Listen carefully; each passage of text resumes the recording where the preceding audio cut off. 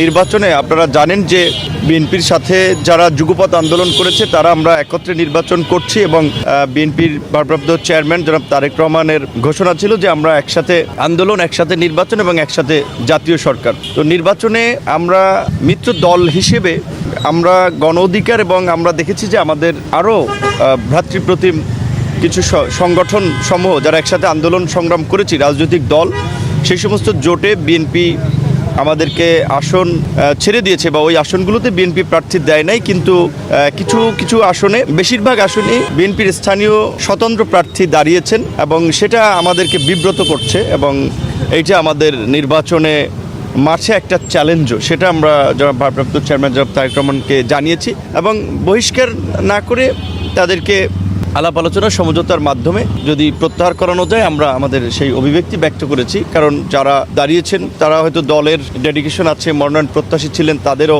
একটা আবেগ আছে, সেটাকে আমরা সম্মান করি। কিন্তু আমাদের দিকটাও দেখতে হবে যে আমরাও একটা প্রতিকূল সময়ে রাজনীতি করে আমাদের একটা অবস্থান সারা বাংলাদেশে ছোটোখাটো হলেও তৈরি হয়েছে। তো দেশ জাতির বৃহত্তর স্বার্থে কিন্তু আমরা মাত্র বলা চলে অল্প কিছু আসনে আমরা আসন সমঝোতা করেছি। সেখানে যদি আবার বিএনপির প্রার্থী থাকে এটা বিএনপির জন্য কিন্তু একটা ইমেজ সংকটের কারণ হয়ে দাঁড়ায় যে দলের শৃঙ্খলা বা নেতারা দলের কথা শুনছেন না। তো চেয়ারম্যান সাহেব আমাদেরকে আশ্বস্ত করেছেন যে বিশেষ করে আমাদের মিত্র সংগঠন সমূহের যেসব আসনে স্বতন্ত্র প্রার্থী আছে সেই সমস্ত প্রার্থীদেরকে ডেকে কথা বলবেন এবং তাদেরকে আমাদের সাথে কাজ করানোর নির্দেশনা দিবেন। পাশাপাশি আমরা নির্বাচনের মাঠে কী ধরনের চ্যালেঞ্জ তৈরি হতে পারে এবং নির্বাচন পরবর্তী রাজনীতিতে, কারণ হচ্ছে যে আগামীতে নির্বাচন হলেই দেশ সংকট থেকে উত্তরণ হবে সেটি ভাবার কোনো অবকাশ নাই। সেক্ষেত্রে এই যুগপৎ আন্দোলনের মধ্যে দিয়ে গড়ে ওঠা ঐক্যকে যেন উনি সুসংহত করেন, দলীয় নেতাকর্মী দলের বাইরেও যেন